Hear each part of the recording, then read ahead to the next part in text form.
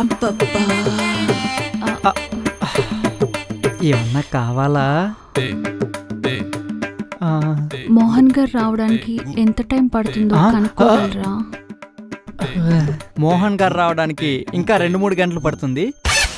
ఈలోపు మీకేం కావాలన్నా నేనిస్తాను సన్ని గారు. అవునా? మోహన్ గారు ఇస్తేనే బాగుంటుంది.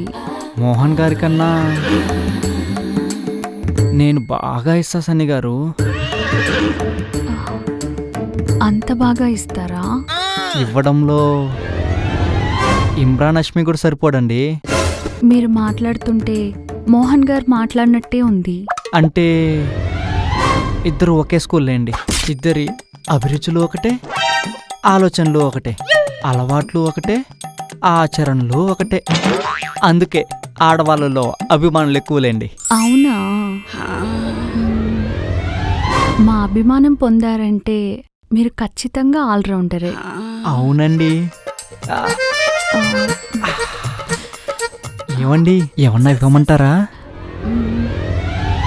ఇప్పించుకోవాలనే ఉంది, కానీ సడన్ గా నాకు ఎందుకు ఇలా అవుతుంది?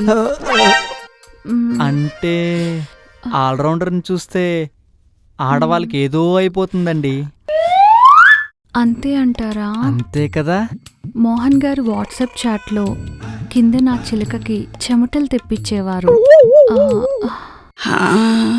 కానీ మీరు మీ మాటలతో కింద నా చిలుకకి మైకం తెప్పిస్తున్నారు. ఆ గోరింకకున్న గులకి మీ చిలకకి చిటపట చినుకులే. ఓ, మీ గోరింకకి అంత గుల ఉందా?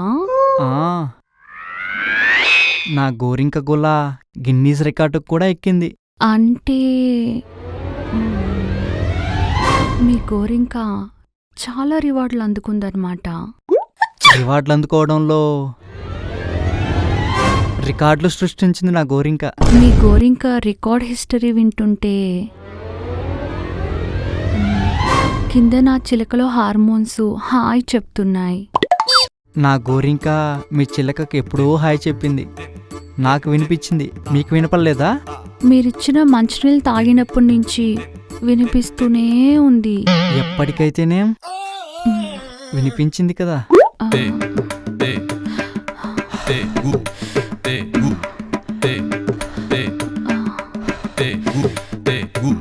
ఎందుకు రొప్పుతున్నావు? నువ్వెందుకు రొప్పుతున్నావు? నేను రొప్పట్లేదు, కింద చిలక రొప్పు తెప్పిస్తుంది. మరి మీ చిలకకు రొప్పి తెప్పించాలంటే నీ గోరింక ఘోరంగా రక్కాలి. పదే పదే పొడిచి పొడిచి ఘోరంగా రక్కుతుందిలే. పుసుక్కుమని నీ గోరింక నా చిలుక మీద కక్కితే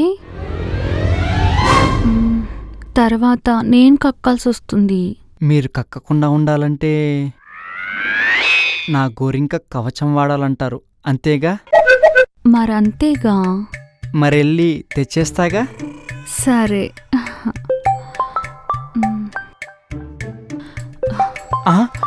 అయ్యగారు చేస్తున్నారేంటి? ఒక్క నిమిషం. అయ్యా చెప్పండి అయ్యా, కోడలు గారికి లోపల బాగా కితకితలు పెట్టినట్టున్నారుగా. నా కితకితలకి కోడలు కంగారు పడినట్టుందిరా. ఏమైందయ్యా? కాస్త నీ కోడతలకాయని కుడివైపు తిప్పు. అయ్యా